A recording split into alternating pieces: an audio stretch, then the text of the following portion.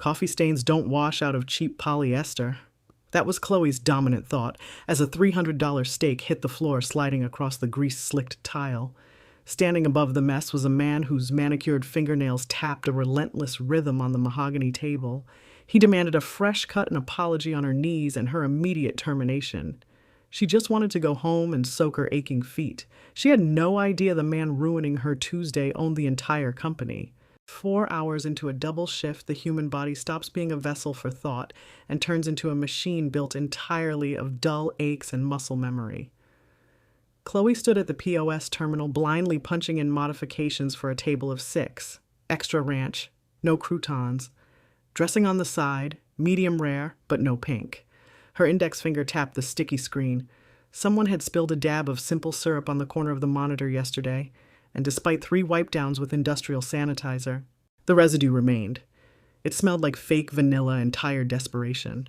The dining room of Oak Haven, a mid-tier, faux luxury steakhouse, hummed with the suffocating noise of chewers and talkers. Cutlery scraped against thick porcelain. Glasses clinked. The low buzzing drone of the overhead HVAC system pushed dry air onto the back of Chloe's neck. She wiped a stray strand of mousy brown hair from her forehead, leaving a faint streak of butter on her skin. She didn't notice. If she had, she wouldn't have cared. Rent was due in 6 days. Her checking account was a digital monument to failure, hovering at a grim double-digit balance. Table 4 needs a reset, Greg said, blowing past her with an armful of linen napkins. Greg was the floor manager, a man whose entire personality was dictated by the daily sales quota and a receding hairline he tried to hide with too much cheap pomade. "I'm on it," Chloe muttered, her voice raspy. She grabbed a damp cloth from the sanitation bucket beneath the counter. The water was lukewarm and smelled heavily of bleach and old lemon wedges. She walked over to table 4, her black rubber-soled shoes squeaking against the hardwood. She hated those shoes. They were supposed to be slip-resistant, which was a lie, and they pinched her pinky toes until they were numb. As she wiped down the mahogany surface, she watched the host seat the next customer. He didn't look like a typical Tuesday afternoon patron. The lunch rush had died down, leaving only retirees nursing weak coffees and business associates aggressively ignoring each other. This man walked with a strange, deliberate stillness. He wore a navy blue blazer that lacked the stiff, cheap sheen of off-the-rack department store suits. The fabric absorbed the dim lighting cashmere, maybe, or a very fine wool. Underneath was a crisp, pale blue shirt without a tie. His leather shoes made absolutely no sound as he walked. He slid into the booth at table 4. Chloe tossed her damp rag into her apron pocket, where it immediately began soaking through the fabric, chilling her hip. "Good afternoon," she said, pulling a menu from under her arm. "Can I start you off with something to drink?" The man didn't look at her. He picked up the salt shaker, inspected the metal cap, and set it down. He possessed sharp, angular features, a heavy jaw, and graying hair clipped close to his skull. "Water. No ice, a slice of lemon, but don't drop the rind into the glass, squeeze it, and take the rind away." Chloe's jaw tightened. She hated him instantly. It wasn't a heroic, principled hatred. It was the petty, exhausting hatred of a service worker who knew exactly how the next hour was going to play out. "Sure thing, just the squeezed juice. I'll give you a moment to look over the menu." "I don't need a moment," he said, finally raising his eyes. They were a flat slate gray, cold, analytical. He stared at her face, then her collar, then the faded logo on her apron, lingering on a small, dark grease stain near the pocket. "I know what I want." "All right. What can I get for you?" "The ribeye. But I want it cooked at a precise 130 degrees. If the center is purple, I'll send it back. If it is gray, I'll send it back. I want the asparagus, but blanched for exactly 2 minutes, then shocked in ice water. No butter. A dusting of sea salt. Not table salt. Sea salt." Chloe blinked. Her notepad felt rough against her palm. "Our chefs aim for medium rare when requested, sir, but they don't use thermometers for every individual cut on a busy grill." "Then ask them to start." He interrupted, his voice never rising above a conversational murmur. It was the quietness that made it worse. People who yelled were just angry. People who spoke quietly expected the world to bend. Or is standard competence outside the scope of this establishment? A sharp prick of heat bloomed in Chloe's chest. She wanted to tell him to go across the street and buy a hot dog. She wanted to throw the notepad at his perfectly groomed head. Instead, the image of her overdue electric bill flashed behind her eyes. 130 degrees, Chloe repeated, her voice remarkably flat. I'll let the kitchen know. She turned and walked away. The squeak of her shoes felt deafeningly loud. The kitchen was a hostile environment, a stark contrast to the dim manufactured calm of the dining room. It was bright, blindingly so, with fluorescent tubes humming aggressively overhead. The air was thick with atomized grease, the smell of searing meat, and the sharp tang of cheap red wine reducing in a pan. "Order in," Chloe said, slapping the ticket onto the metal rail. "Dave?" The line cook wiped his forehead with the back of a tattooed forearm. He looked at the ticket, squinting through the smoke rising from the flat top. The hell is this exact temp, and what does this guy think? This is a laboratory? He's a prick, Chloe said, leaning against the stainless steel prep table. The metal was cool against her lower back, offering a 3-second reprieve from the throbbing in her spine. Just try not to nuke it, Dave, please. I don't have the energy to deal with a send-back today. I cook it how I cook it, Chloe. Dave grunted, tossing a thick slab of meat onto the grill. It hissed violently, spitting hot fat onto the metal. If he wants a scientist, he should go to a hospital. Chloe rubbed her temples. A dull headache was beginning to form right behind her eyes, throbbing in time with the rhythmic chopping of a prep cook dicing onions nearby. The raw onion smell stung her nose. She grabbed a heavy glass tumbler, filled it with tap water, squeezed a lemon slice over it, and threw the rind aggressively into the trash can. When she returned to the dining room, the man was typing on a sleek silver phone. He didn't look up as she placed the water glass precisely in the upper right quadrant of his placemat. "Your steak is on the grill," she said. "Did you instruct them regarding the temperature?" He asked, still looking at his screen. "Yes, sir." He paused his typing. He looked at the water. He picked up the glass, held it to the light, and set it back down. "There is pulp in this water." Chloe stared at the glass. There were 3 microscopic flecks of lemon pulp floating near the surface. "You asked for fresh, squeezed lemon, sir.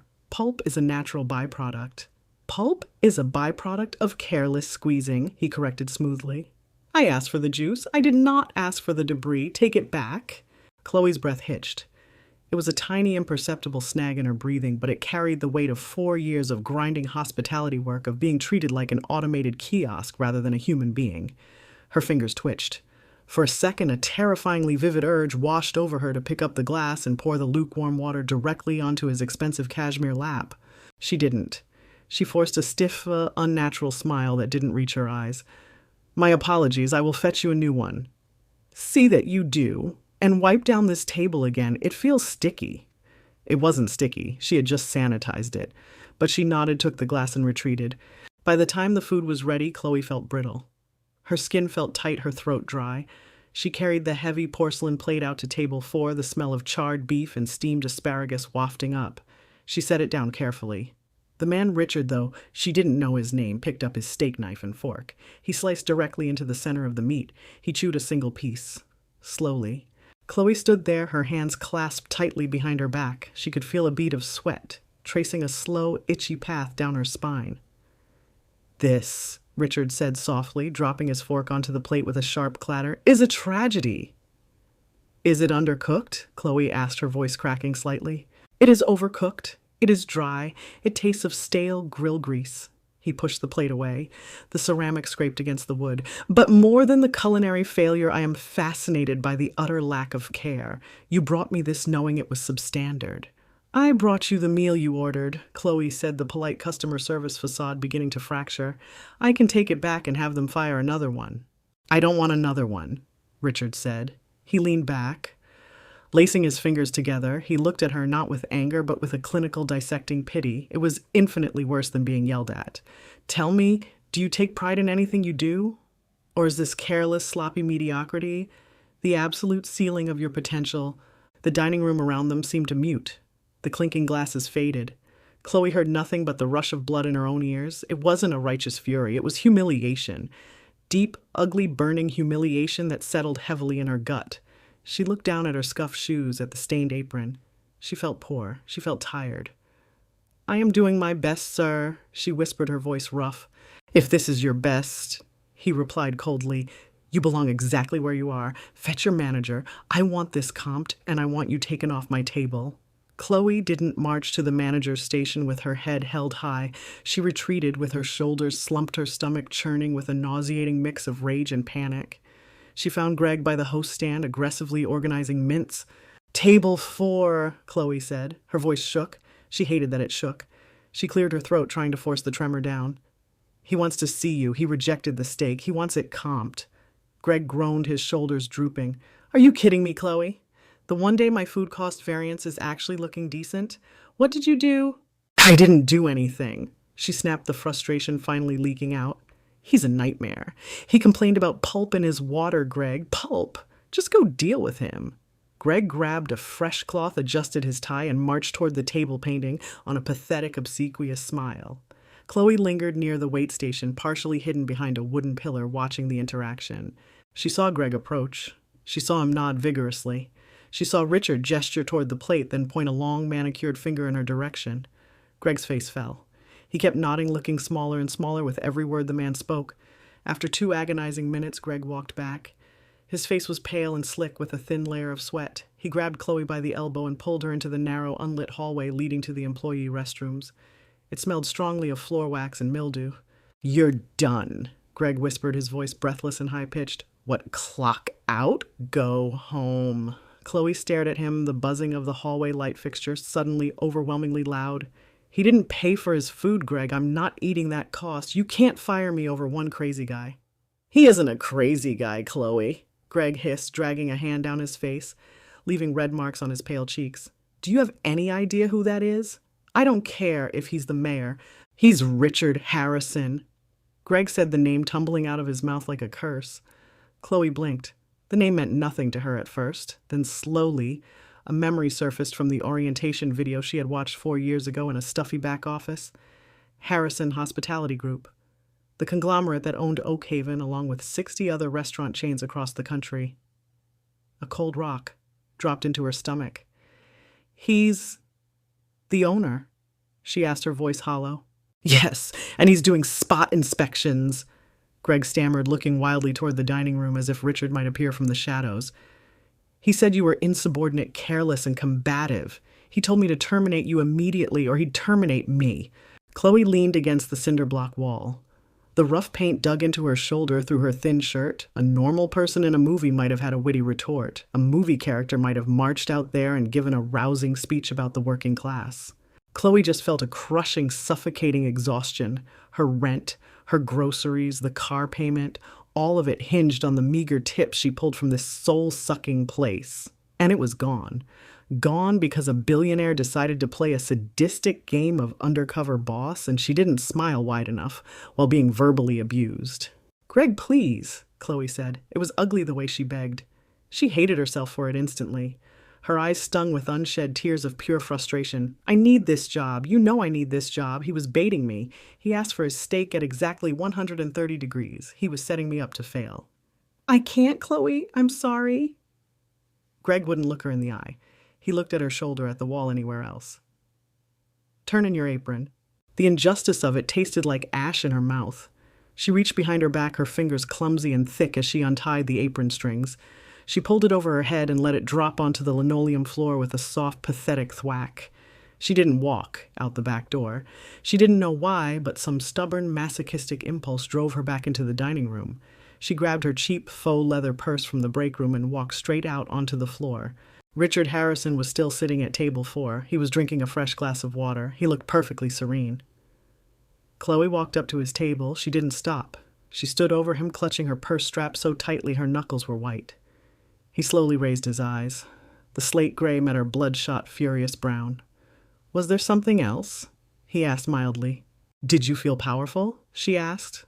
Her voice wasn't loud, but it was incredibly dense, thick with an anger that had been simmering for years. Did it make you feel big coming in here and torturing a woman making $6 an hour? Richard set his glass down. I evaluate my staff. I expect excellence. You demonstrated complacency. I demonstrated human endurance. Chloe fired back a tear, finally spilling over hot and stinging against her cheek. She didn't wipe it away. You didn't come here to test excellence. You came here to break someone because your life is so insulated and perfect that you forgot what it's like to actually survive. Richard's jaw twitched, just a millimeter, but it was a crack in the armor. You don't know anything about my life, he said, his voice lowering an octave. And you don't know anything about mine, Chloe spat. Keep your job. I wouldn't work for a man who thinks humiliation is a leadership tactic anyway. She turned on her heel and walked toward the exit. The squeak of her shoes on the hardwood floor didn't sound pathetic anymore. It sounded like a heavy final punctuation mark. She pushed through the heavy glass doors, stepping out into the muggy afternoon heat, leaving the billionaire sitting alone in the silence of his own making. Asphalt radiated heat through the thin, worn rubber of Chloe's non-slip shoes. She crossed the sweltering parking lot, the humid air pressing against her skin like a damp wool blanket. Her hands were still shaking. It wasn't the cinematic, triumphant tremor of a hero who had just slain a dragon. It was the jagged, ugly vibration of an adrenaline crash. Her car, a 15-year-old Corolla with a faded silver paint job that was slowly surrendering to rust, sat baking in the afternoon sun. She yanked the door handle. It stuck as it always did, requiring a sharp upward jerk before it popped open with a metallic groan. Inside, the trapped air was suffocating. It smelled faintly of old French fries, melted chapstick, and the lingering metallic tang of anxiety sweat. Chloe collapsed into the driver's seat. She didn't put the key in the ignition. She just sat there, the vinyl seat searing the backs of her thighs through her cheap cotton uniform pants. She screamed. It was a short, sharp, pathetic sound that died instantly against the dirty windshield. Then the tears came.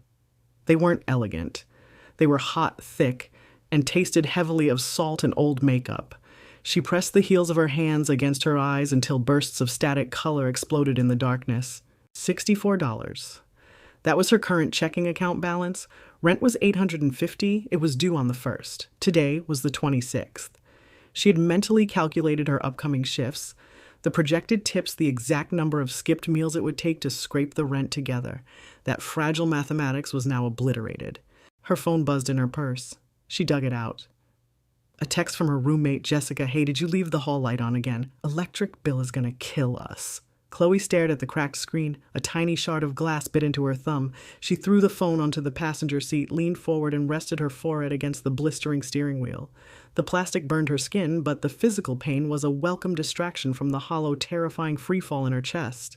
Across town, Richard Harrison sat in the soundproof, climate-controlled cabin of a luxury sedan. The silence inside the vehicle was absolute, engineered by acoustic glass and heavy, deadening insulation. It was a sterile, perfect silence. The air conditioning breathed out a precise 68 degrees, scented faintly with the leather cleaner his driver used every morning.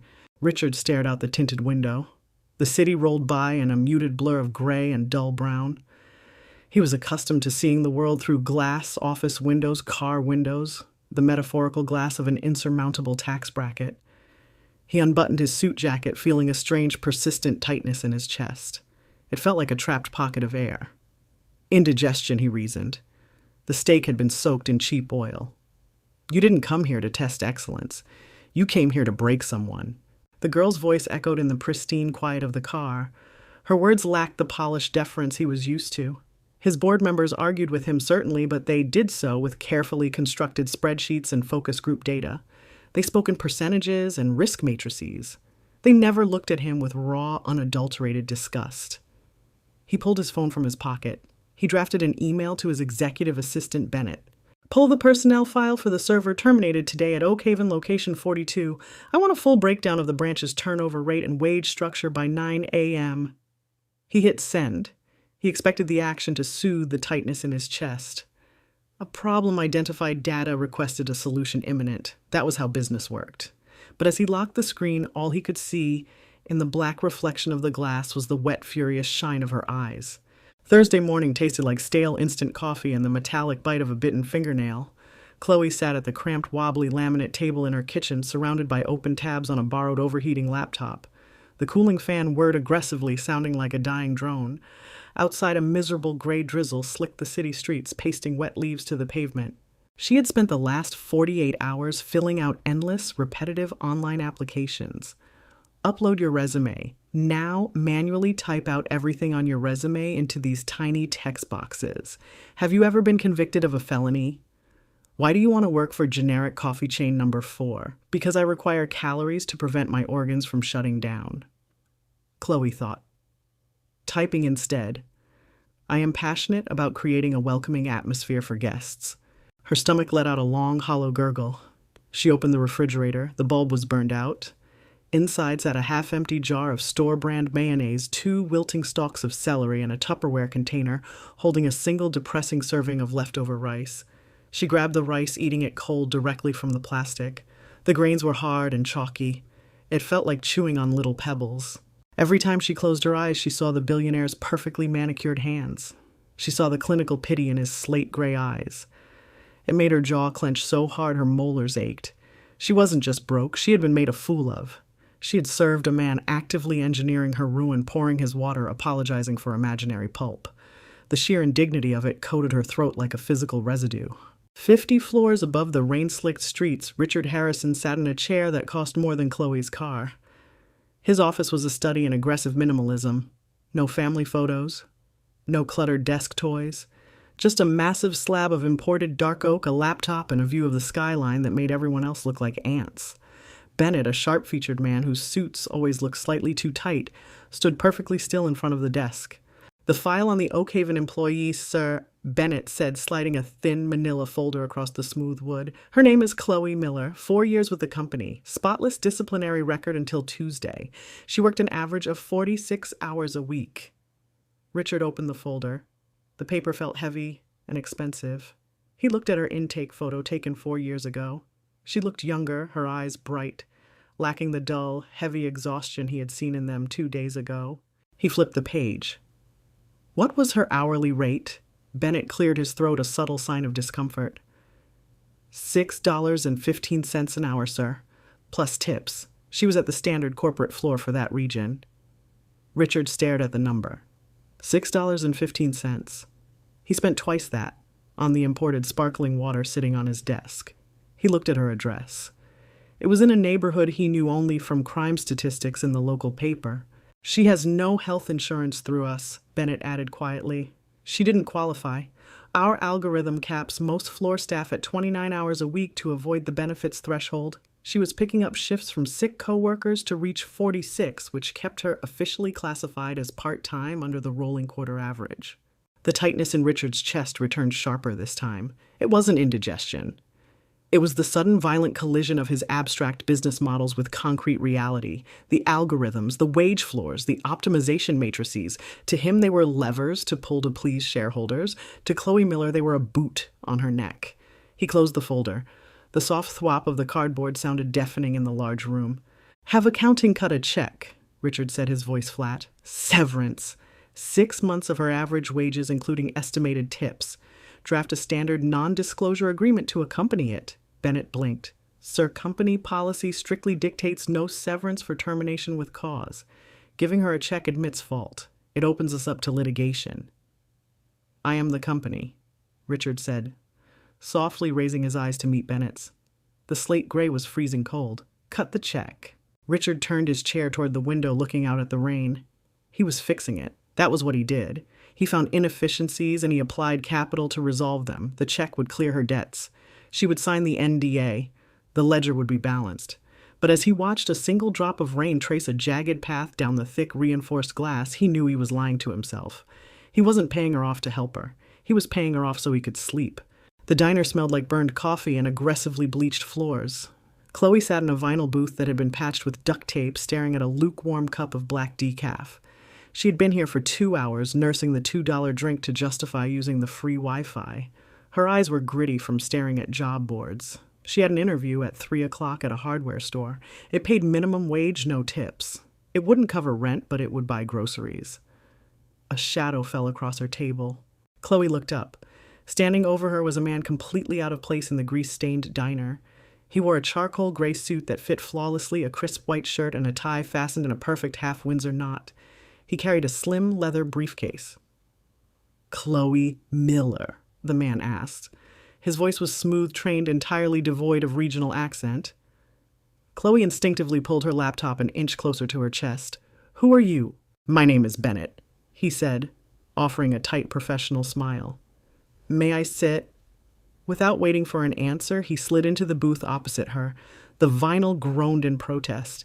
He placed his briefcase flat on the sticky table, the expensive leather contrasting violently with the cheap, crumb-covered surface. He popped the latches. The clicks were sharp and metallic. I represent Harrison Hospitality Group, Bennett said, pulling out a thick cream-colored envelope. Mr. Harrison asked me to deliver this to you personally. Chloe's heart slammed against her ribs. A cold sweat prickled at her hairline. If you're here to sue me, I have absolutely nothing. You can take my car, but the transmission is slipping and it smells like French fries.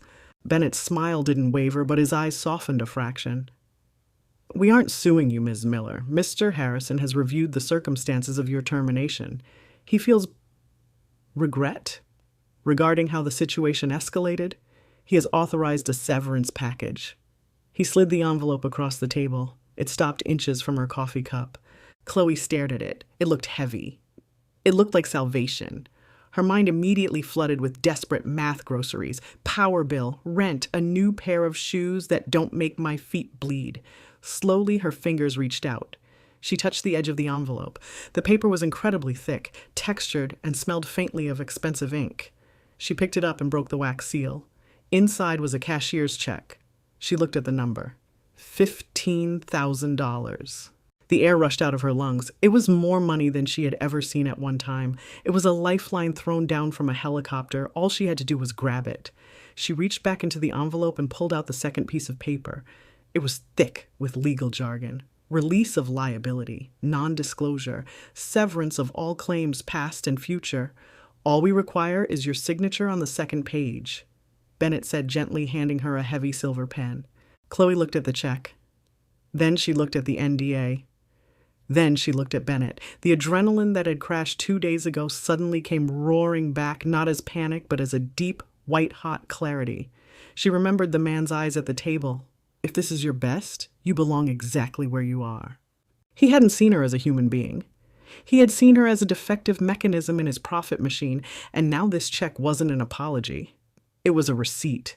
He was buying his own absolution. He had shattered her dignity, and now he was putting a price tag on the mess so he didn't have to look at it anymore. Chloe set the pen down. It clattered against the porcelain saucer of her coffee cup. No, she said. Her voice was terrifyingly calm. Bennett frowned a genuine crack in his polished veneer. Ms. Miller, perhaps you misread the amount. That is $15,000. It is incredibly generous.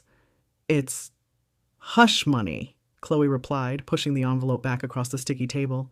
He feels bad. He realized he played God and ruined a life for sport, and it made his stomach hurt, so he sent you down here to buy the guilt away. Ms. Miller, you are unemployed. You have rent due. Pride is a luxury you cannot afford. Bennett's tone was no longer smooth. It was urgent, almost pleading. He couldn't compute the failure of the transaction. You're right.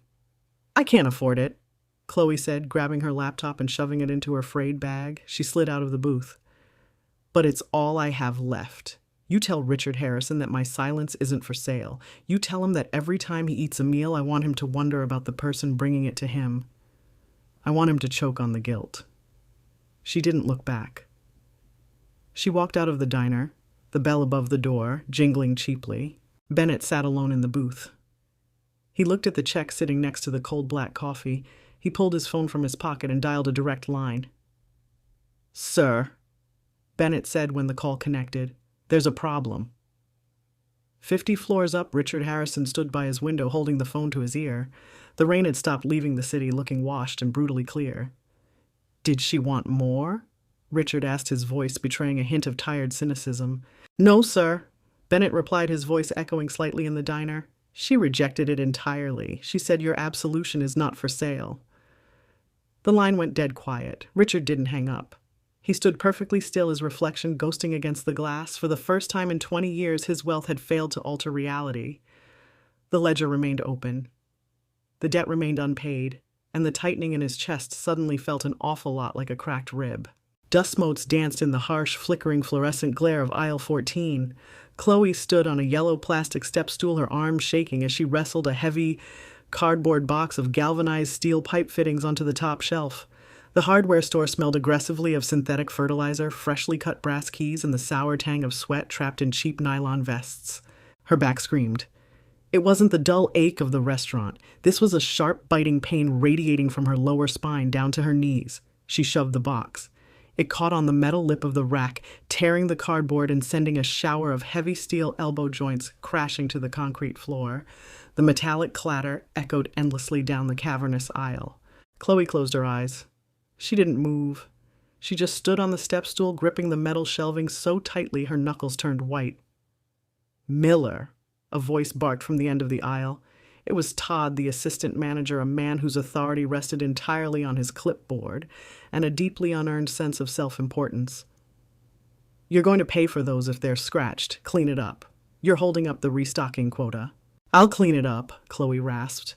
She stepped down from the stool. Her knees popped. It had been 3 weeks since she slid the thick envelope back across the diner table. 3 weeks since she told a billionaire to choke on his guilt. In the immediate aftermath, walking out of that diner, she had felt a strange electric high, a pure, uncut dose of righteous defiance. But defiance didn't pay the electric bill. Defiance didn't stop Jessica, her roommate, from leaving passive-aggressive sticky notes on the refrigerator when the rent was 4 days late. Defiance certainly didn't make the canned beans taste any better when it was her 3rd consecutive night eating them. She knelt on the concrete, gathering the heavy steel fittings. The metal was cold and dusted with an oily residue that blackened her fingertips. $15,000. The number haunted her. It played on a loop in the dark when she couldn't sleep, flashing like a neon sign in the cramped, humid air of her bedroom. She could have fixed the car. She could have paid rent for a year. She could have breathed. The sheer weight of what she had sacrificed for her pride felt crushing. She was drowning and she had swatted away the life preserver because she didn't like the man who threw it. Yet as she tossed the last steel fitting into a plastic bin, a stubborn ember burned in her chest. She was tired, broke, and dirty, but she wasn't property. Richard Harrison had learned that his money had a limit. That knowledge, cold and hard as the steel in her hands, was the only thing keeping her standing. Across the city, the corporate headquarters of Harrison Hospitality Group was a fortress of glass and silence. Richard sat at the head of the boardroom table. The wood was polished to a mirror finish. 10 executives sat around him, dissecting a massive projection screen detailing quarter-over-quarter growth, optimized labor costs, and reduced waste metrics. And by shaving 2 hours off the weekly cap for shift leads across the southeastern district, we project a secondary labor cost drop of 4.2%. The chief financial officer was saying, laser pointing a declining red graph. It neatly avoids the newly mandated healthcare thresholds in 3 states. Richard stared at the red line. A month ago, that line would have represented a victory. It was elegant. It was efficient. It was exactly what he paid these people to do. Now, all he saw was blood from a stone. He looked at the CFO's hands. Soft. Uncalloused. The man had never wiped down a greasy table in his life. He had never squeezed a lemon and panicked over the pulp. "What happens to the shift leads?" Richard asked. His voice was quiet, but it sliced through the drone of the presentation like a scalpel. The CFO paused, lowering the laser pointer. "Sir," "The shift leads. The people whose hours you are cutting. What happens to them when their take-home pay drops by 10% and they lose access to their subsidized medical care?" A heavy, suffocating silence fell over the room. Executives exchanged nervous, microscopic glances. It was an unspoken rule of the boardroom they dealt in models, not people. Well, the head of human resources chimed in, attempting a reassuring smile. Standard attrition models suggest a slight uptick in turnover, but the reduced payroll burden heavily offsets the onboarding costs of new lower-tier hires. Standard attrition models. Richard felt physically sick. The nausea rolled through his stomach, thick and cold. He remembered the worn, scuffed rubber shoes Chloe Miller wore. He remembered the exhausted slump of her shoulders before the adrenaline hit her. He remembered Bennett's voice on the phone. She said, "Your absolution is not for sale." He had built an empire on fractions of pennies, on squeezing human beings into spreadsheets, demanding mechanical perfection from people he paid just enough to keep them from starving. He wasn't a pioneer of hospitality. He was a slumlord of labor. Richard stood up. He didn't say a word. He left his notebook on the table, walked out of the glass-walled boardroom, and stepped into his private elevator. The doors slid shut, cutting off the bewildered murmurs of his executive team. He needed air. He needed to touch the ground. It was raining again, a relentless gray sheet that turned the city streets into slick, oily rivers. Chloe stood beneath the flimsy aluminum awning of the hardware store, waiting for the bus. Her shift had ended an hour ago, but her Corolla had finally surrendered. The alternator had seized with an ugly metallic screech on her way to work, forcing her to abandon it in a strip mall parking lot. She hugged her thin, water-resistant jacket tighter around her chest. The wind whipped rain under the awning, plastering her jeans to her calves. Her feet were numb. She watched the headlights of passing cars blur through the downpour, calculating how long it would take to walk the 3 miles home if the bus never arrived. A sleek black town car pulled up to the curb. It stopped precisely in front of her. The tires hissed against the wet asphalt. Chloe froze. The back window glided down with a quiet hum. Richard Harrison sat inside. He wasn't wearing his customary blazer. He wore a dark, heavy sweater. In the dim light, the sharp, aggressive angles of his face looked eroded. The slate-gray eyes lacked their usual clinical detachment. They looked deeply, profoundly tired. "Get in, Ms. Miller," Richard said. Chloe stared at him, the rain dripping from her bangs into her eyes. The sheer audacity of the man sent a fresh spike of anger through her shivering frame. "Go to hell!" She turned away, walking out from under the awning and into the pounding rain. "Chloe, please!" The voice didn't come from the window. She turned back. Richard had opened the door and stepped out into the deluge. He didn't have an umbrella. The heavy rain instantly plastered his graying hair to his skull and soaked the shoulders of his expensive sweater. He closed the door behind him and stood on the cracked sidewalk. "I'm not here to offer you a check," he said, raising his voice slightly to be heard over the traffic. "I know you won't take it." "Then what are you doing here?" she yelled, swiping wet hair from her face. "Haven't you done enough? You took my job. You proved whatever point you were trying to make. Let me wait for my bus in peace." "I didn't come to prove a point," Richard said, taking a step closer. He didn't look commanding. He looked exposed. "I came because you were right." Chloe stopped shivering for a second. The words hung in the wet air between them, completely alien. "I spent 20 years insulating myself." Richard continued, the rain streaming down his face. "I built layers of executives' data models and corporate policies specifically so I would never have to look someone in the eye when I ruined their week to save 3 cents on a profit margin. When I sat at your table, I wasn't testing you. I was testing my own power, and it was ugly. It was pathetic." "It really was," Chloe said, her voice dropping to a harsh, ragged whisper. "When you refused the severance," Richard said, his gaze locking onto hers, "you broke the only mechanism I had left to fix things. Money didn't work. For the first time in a very long time, I actually had to feel the weight of what I had done to you, and what I do to thousands of people like you every single day." Chloe looked at him. The streetlights reflected off the wet pavement, casting harsh shadows across his face. She searched his expression for the trap for the corporate angle. She expected to find pity or a manipulative plea for forgiveness. Instead, she saw ruin. She saw a man whose entire worldview had cracked open, leaving him standing in the rain completely unmoored. "So what do you want from me?" she asked. "Absolution, I told your lapdog it's not for sale. I'm not going to tell you it's okay just so you can go back to your penthouse and sleep." "I don't want absolution," Richard said firmly. "I want you to come back to Oakhaven." Chloe let out a sharp, incredulous laugh. It sounded like a bark. "Are you insane? You fired me because I didn't coddle your ego." "I want you to come back as the general manager of the branch," Richard corrected, not missing a beat. The laughter died in Chloe's throat. The wind howled down the street, rattling the metal bus stop sign. "I don't have management experience. I pour water. I carry plates.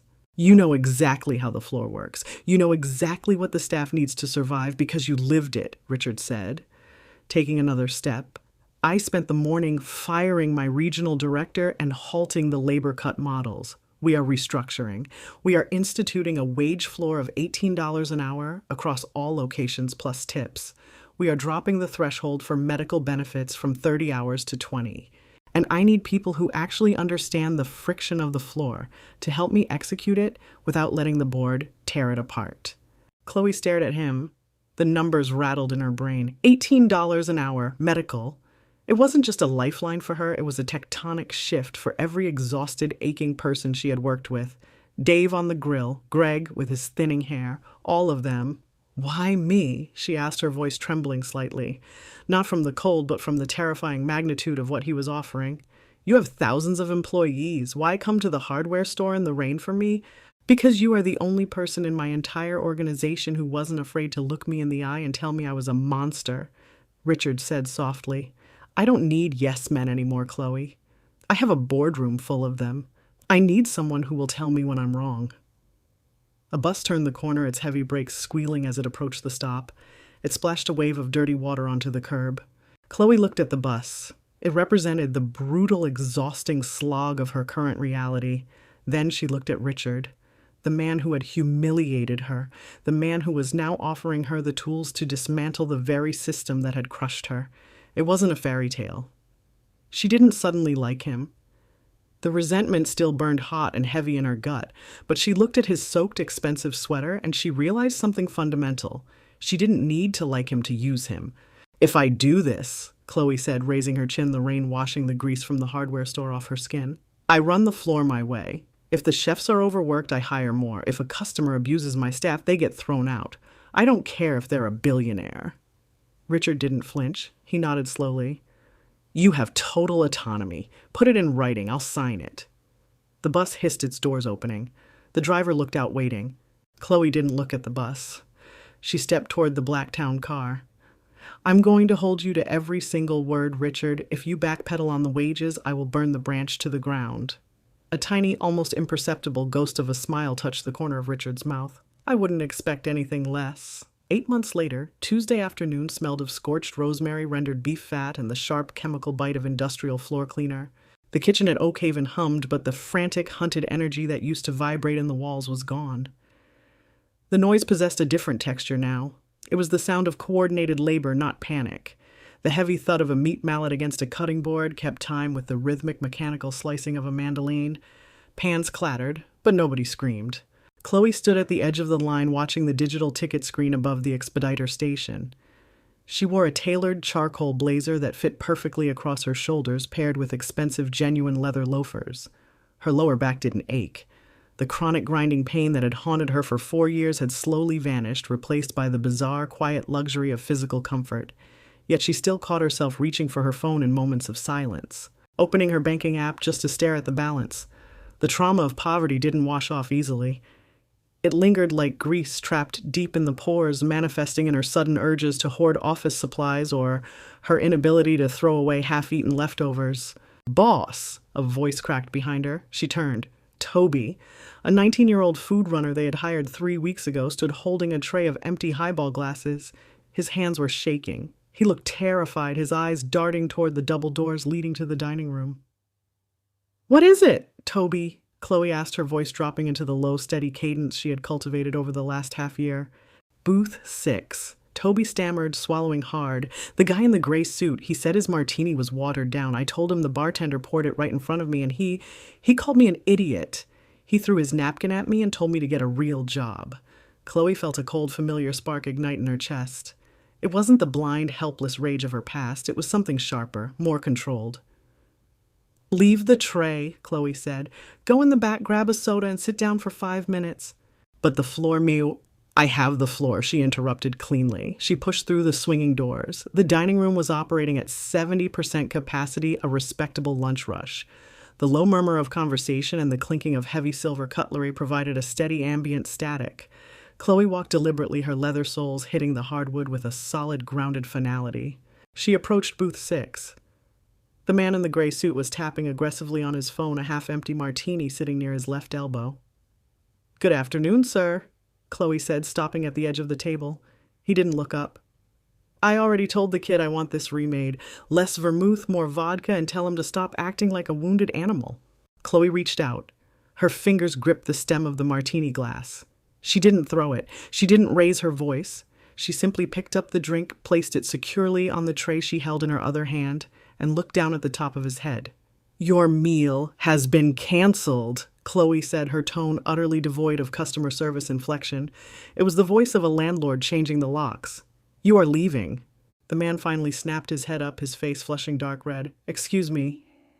Do you know how much money I spend here? Get your manager." "I am the general manager," Chloe replied, her face a flat, emotionless mask. "And you don't spend anything here anymore. We don't tolerate guests who throw things at our staff. The door is behind you. I suggest you use it before I call security to assist you." The man opened his mouth searching for a threat, but he found nothing to grab onto. He wasn't dealing with a terrified waitress desperate for a $5 tip. He was dealing with a woman who had stood in the rain and verbally castrated a billionaire. He snatched his briefcase, practically knocking over his chair, and stormed out of the restaurant. Chloe stood there for a moment, her heart giving a single hard thump against her ribs. She hated confrontation. She hated the adrenaline spike, but as she wiped down the mahogany table, she felt an immense cynical satisfaction. She was building a fortress, and she was the one holding the gate. She returned to the kitchen. Dave, the headline cook, was pulling a massive bone-in ribeye off the flat top. The meat was charred, perfectly spitting hot fat onto the metal grate. "Table 4 is seated," Dave grunted, wiping a bead of sweat from his forehead with the back of a tattooed forearm. "He's early." Chloe looked at the ticket. Ribeye. Exactly 130 degrees, asparagus blanched. Shocked in ice water, sea salt only. "Did you temp it?" she asked. Dave pulled a digital thermometer from his apron pocket and stabbed it into the center of the steak. The digital readout climbed rapidly, stopping exactly at 130.4. He tapped the screen with a blunt finger. "Every single time, Chloe. Even if it is the most pretentious request on the planet." "Pretension pays the bills," Chloe murmured, picking up a heavy porcelain plate. "Plate it. I'll take it out." Dave respected her, not because she had a fancy title, but because 3 months ago, when corporate tried to dispute the kitchen's overtime pay, Chloe had threatened to shut the restaurant down on a Friday night until the funds were released. She fought for them like a stray dog protecting a scrap of meat. She grabbed the plated steak and a pristine highball glass filled with ice water and a fresh, meticulously squeezed lemon slice. She held the glass up to the fluorescent light. Crystal clear. No pulp. She pushed back out into the dining room, navigating the narrow pathways between tables until she reached booth 4. Richard Harrison sat in the dim lighting wearing a dark navy sweater over a collared shirt. He looked older than he had 8 months ago. The gray at his temples had advanced and deep, heavy lines bracketed his mouth. He was staring at a tablet, a chaotic spreadsheet reflecting off the lenses of his reading glasses. Chloe set the plate down with a soft ceramic click. Ribeye, 130 degrees, asparagus, shocked sea salt, water, lemon juice, no debris. Richard tapped the screen of his tablet, turning it off. He pulled his glasses off, pinching the bridge of his nose. He looked exhausted. It was a rich man's exhaustion, born of boardrooms and proxy wars, but it looked heavy all the same. "Thank you, Chloe," he said quietly. He picked up his knife and fork, slicing directly into the center of the steak. A thin ribbon of steam curled up into the air. The meat was a flawless, warm red. He chewed slowly, methodically. "Acceptable?" she asked, crossing her arms over her chest. "Perfect," Richard replied. He took a sip of the water. He didn't check it for pulp. He trusted her now. It was a bizarre, uncomfortable dynamic. They were not friends. The memory of their first interaction was an ugly scar that sat permanently between them on the table, but they were locked in a pragmatic, mutually beneficial alliance. "The board voted this morning," Richard said, his slate gray eyes meeting hers. "On the medical threshold and the minimum wage floor." Chloe's posture stiffened. She dropped her arms, her fingers curling into tight fists at her sides. "And they tried to kill it," Richard said, his voice flat. "They brought in a forensic accountant who projected a catastrophic 4% dip in quarterly dividends if we maintain the $18 floor across all 70 locations." Chloe felt the floor tilt slightly beneath her expensive shoes. "Did they kill it?" "No," Richard said, cutting another piece of steak. "I killed the vote. I exercised my majority shares and stonewalled the motion." Chloe let out a long, ragged breath, the tension bleeding out of her neck. "They're going to come for your head, Richard. You realize that. You can't stonewall a board of directors indefinitely.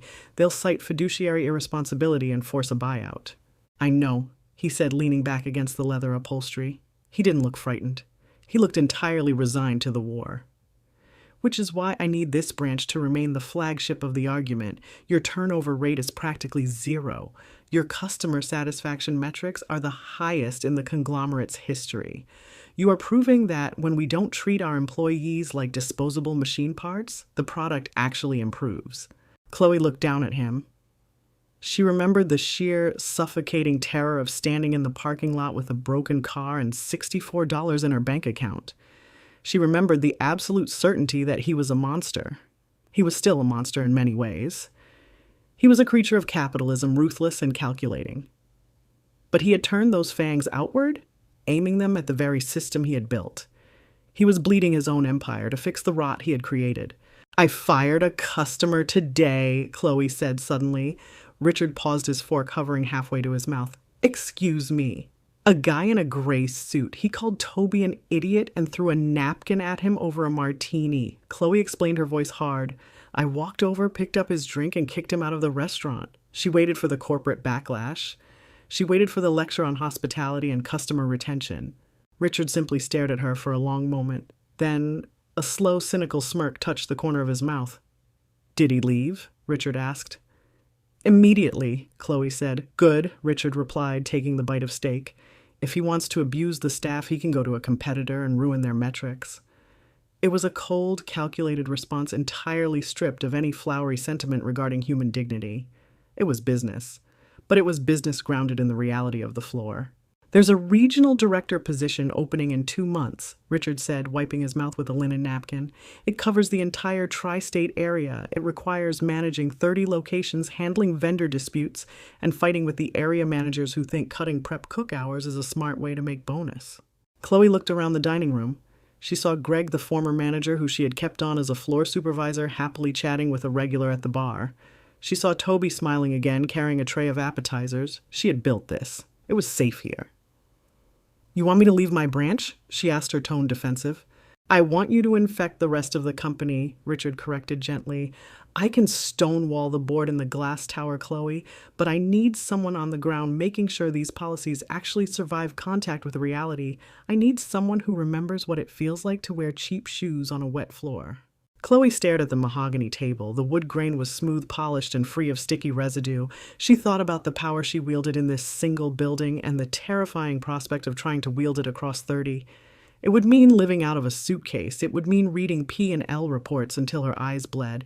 But it would also mean 30 kitchens where no one had to panic about a dental bill.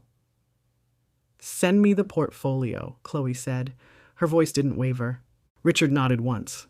He didn't offer a dramatic speech of gratitude. He simply picked up his tablet, returning to the chaotic spreadsheets that dictated their shared war. Chloe turned and walked away. The heavy slip-resistant soles of her shoes made no sound on the hardwood floor. She moved through the dining room not as a ghost haunted by debt, but as a force of undeniable gravity. The coffee stains and the cheap polyester were entirely gone, replaced by the quiet, dangerous power of a woman who knew exactly what the world cost and who was finally the one collecting the bill. What a massive shift in power. Chloe went from a terrified, underpaid waitress to the very person keeping the billionaire's new empire from crumbling. Do you think Richard is actually redeemed, or is he just using Chloe to fight a boardroom war he can't win alone? Would you have taken the promotion or stayed safely at the local branch? Drop your thoughts in the comments below. If you love this deep dive into the messy reality of power and revenge, smash that like button, share with a friend. And subscribe so you never miss another story.